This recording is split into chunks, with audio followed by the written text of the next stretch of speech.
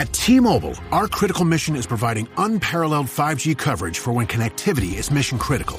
Introducing T-Priority, America's best 5G network experience for first responders, even in times of congestion. More capacity, faster speeds, better coverage.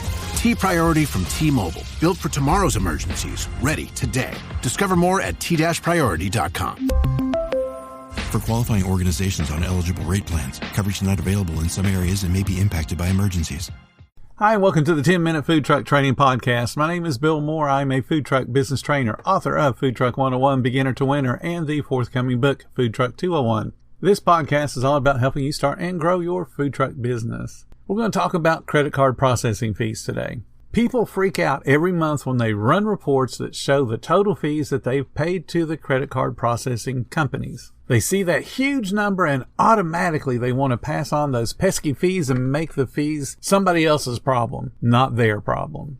A typical food truck doing $500,000 in sales a year, and let's say they use Square at Square's full rate, they haven't even tried to negotiate the percentage down, they're only going to pay about $1,000 a month in fees. And that would be assuming 80% of their business is in credit cards and that they have an average check of around $22 to $24. That makes that effective rate, that $1,000, about 2.4%. Now you're saying, well, how is that only 2.4% when they charge 10 cents and it's 2.6%? That's the effective rate when you take the total that you pay and divide it by your total top line sales. That's how everything on your profit and loss statement works. You divide whatever that total expense is by the grand total of money you brought in. So you're paying 2.4% of your sales in credit card processing fees. Now, when business owners freak out, they make poor decisions. And when it comes to credit cards, owners just want to pass those fees off under the guise of a convenience fee, and they add it to the ticket at the end of the transaction. And they feel like, hey, I'm winning now. I've made this go away. Here's what it does in reality. First, it creates a discriminatory practice. And what that means is you'll be treating one set of guests differently than you're treating another set, and it's all based on one group chose a payment method that you don't like. And that leads to unhappy guests.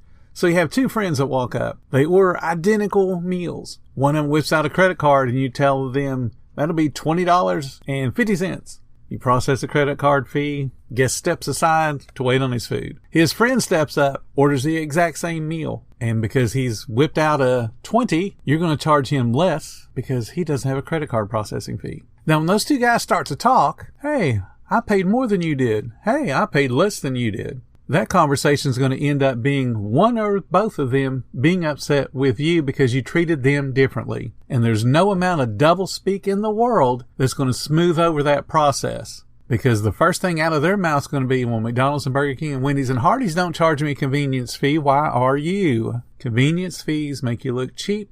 They make you look unprofessional. They make you look amateurish.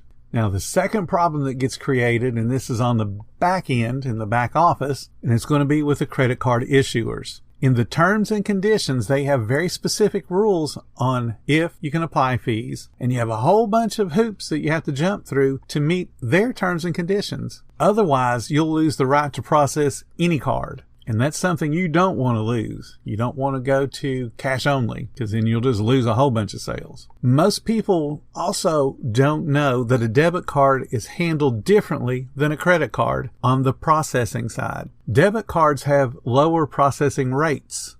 But most people don't know that because they don't get into the details of the interchange rate, and that's what credit card processors are paying to process your credit card. It's not the 2.6 and the 10 cents like Square does. It's a much smaller transaction fee, and it's also a much smaller percentage, and that's on debit cards. Much smaller. And there's one point that people don't know about debit cards is they cannot be charged any additional fees. You cannot put a convenience fee on the ticket at the end of the transaction. And if you don't believe me, download the terms and conditions from Visa and start around page 535 because it explains exactly what you're allowed to do. When you breach those rules, the terms and conditions, it's effectively illegal. And Visa will say, as a penalty to you, you cannot process Visa credit cards of any brand, of any type, from any bank. And usually when Visa does that, MasterCard follows right along. MasterCard also has terms and conditions that say the exact same thing. Plus, there's a handful of states, 9 or 10 different states, that say you absolutely cannot charge a convenience fee. Because again, it's a discriminatory practice. You are treating one group of people differently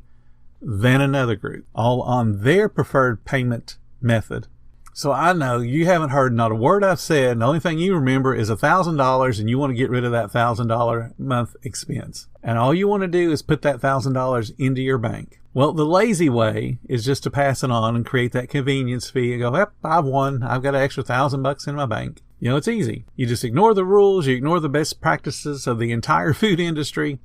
And you just ignore common sense, charge that convenience fee. Well, I can promise you, if you allow me to examine your books and you allow me to examine your operations, I can save you way more than that little piddly 2.6% processing fee that Square charges. In my experience, the actual food cost compared to the theoretical food cost will be way off more than 2.6%. That's just on food. And when I really sit down and start to look at the labor, it's always out 5 or more % from where it should be.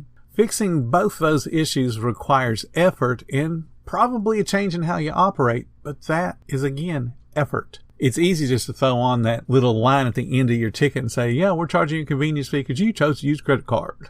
But chase down a food cost problem or work on a scheduling system that actually works to control your labor, that takes effort. The easy path is just to do that convenience fee. And if you don't care whether it's legal or prudent, who cares?